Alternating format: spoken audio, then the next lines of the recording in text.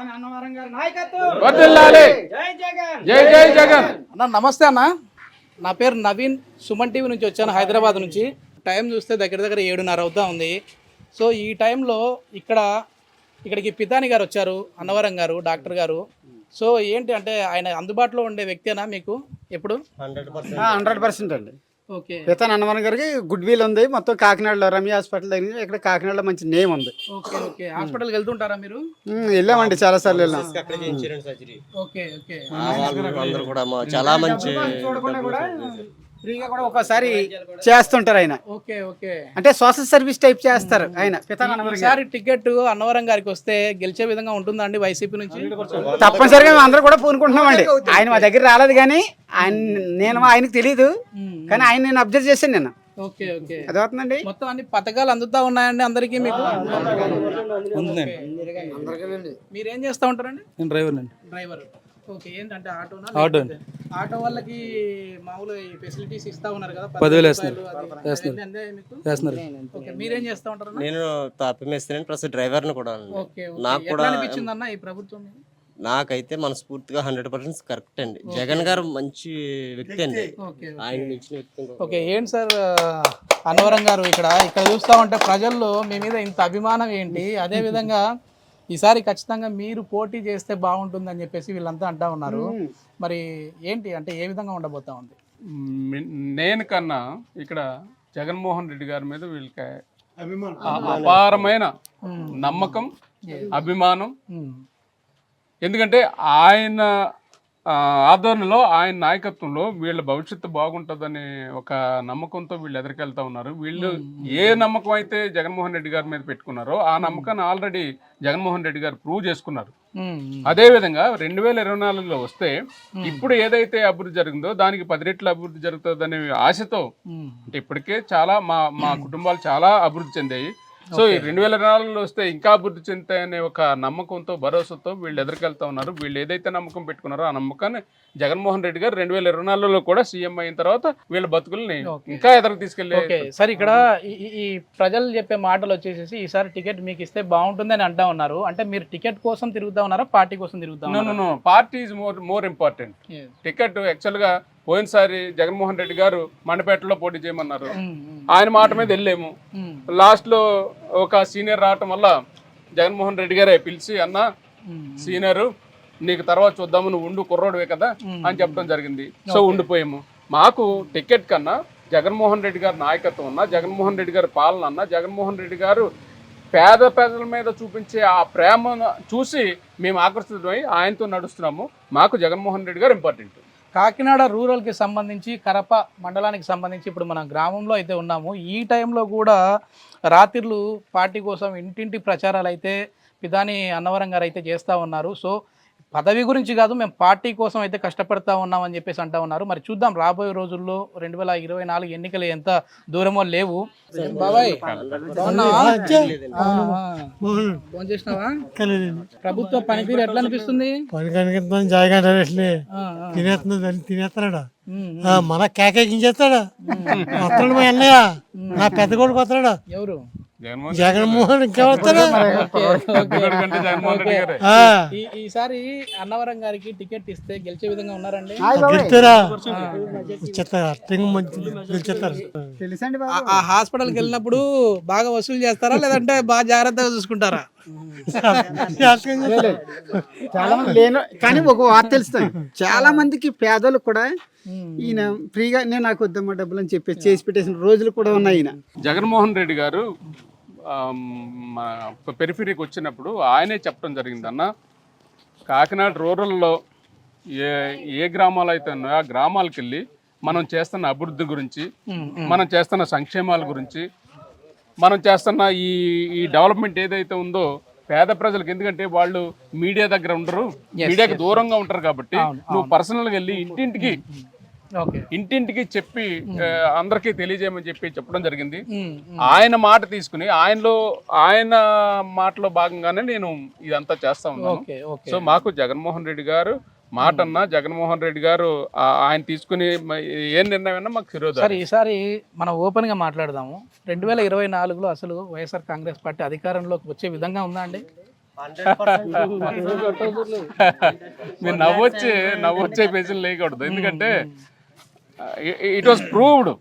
Okay. ఇది already ఇప్పుడు ఒక 1 year బ్యాక్. కాదు సార్ ఇప్పుడు ఈ ప్రశ్న ఎందుకు అడుగుతా ఉన్నా అంటే అండి, ఈ ప్రశ్న ఎందుకు అడుగుతా ఉన్నా అంటే జనసేన పార్టీ టీడీపీ కలిసి పోటీ చేస్తే వైసీపీకి ఈ గోదావరి జిల్లాలో నష్టం జరుగుతుంది అని చెప్పేసి అంటా ఉన్నారు. అది ఎంతవరకు అనేది? 100 మంది కలిసి వచ్చిన జగన్మోహన్ రెడ్డి గారు ఒక సైడ్, ఆ 100 మంది ఒక సైడ్. ఆయన్ని ఎంత మంది కలిసినా ఆయన ఇంటికి ముక్కు కూడా పేకలేదు. Okay okay yes, okay. It is true. అది మేమంటున్నది కాదు, వీళ్ళందరూ అంటున్నమాట. సింహం సింగిల్ గా వస్తుంది. అంటే కాదండి, ఇప్పుడు లాస్ట్ టైం మనం చూస్తే జనసేన పార్టీకి దాదాపుగా 40,000కు పైగానే ఓట్లు వచ్చాయి ఇక్కడ ఈ నియోజకవర్గంలో. మరి అక్కడ చూస్తే టీడీపీకి 60,000 పైన వచ్చాయి. ఇక్కడ కలిపితే మొత్తం 1,00,000 దాటిపోయాయి కదా. ఈ పోయినసారి వచ్చేసేసి మీ ఎమ్మెల్యేకి వైసీపీ నుంచి పోటీ చేసిన ఎమ్మెల్యేకి వచ్చేసి 70,000 వచ్చాయి. చాలా తేడా ఉంది పరిపాలన పరంగా. అయితే ఇప్పుడు అటర్ ఫ్లాప్. Okay okay. ఇప్పుడు వైఎస్ జగన్మోహన్ రెడ్డి గారే ఫుల్ ఫాములో ఉన్నారు. ఓకే. 100%. మాలాడి లేబర్ అండి ఆయన చేసిన పథకాలు కానీ ఆయన చేసిన ప్రతి పని కూడా మించింది లేదండి. మీకు ఏం ఉపయోగపడినాయి సార్ ఆయన పథకాలు? ఏంటి ఆయన ఉపయోగపడి నాకంటే నా వెనకాల ఉన్న వాళ్ళకి కానీ పెద్దోళ్ళకి కానీ చిన్నోళ్ళు వితంతులు కానీ ఎవరికైనా సరే పెన్షన్ వస్తాను ఇంట్లో వస్తుందండి, పెన్షన్ వస్తుందండి. ఓకే.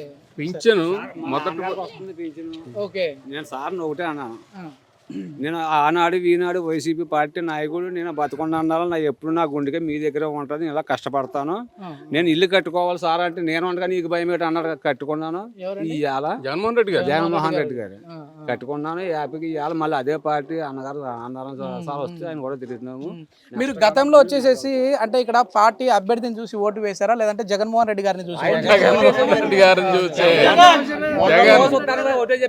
ఏ నాయకుడు వచ్చినా సరే కాదు, నవరత్నాలన్నీ అమలు చేసిన ఆయన మీరేం చేశారు? మీరేం చేయలేరు. నవరత్నాలు అమలు చేసిన ఆయన వల్ల అన్ని విధాలు జరుగుతున్నాయి. ఇప్పుడు ఇక్కడ గతంలో పోటీ చేసిన వ్యక్తి మళ్ళీ పోటీ చేస్తే బాగుంటుందా లేదంటే అన్నవరం గారు పోటీ చేస్తే బాగుంటుందా? వ్యక్తులు మాకు అనవసరం, అది జగన్ కావాలి. Okay okay.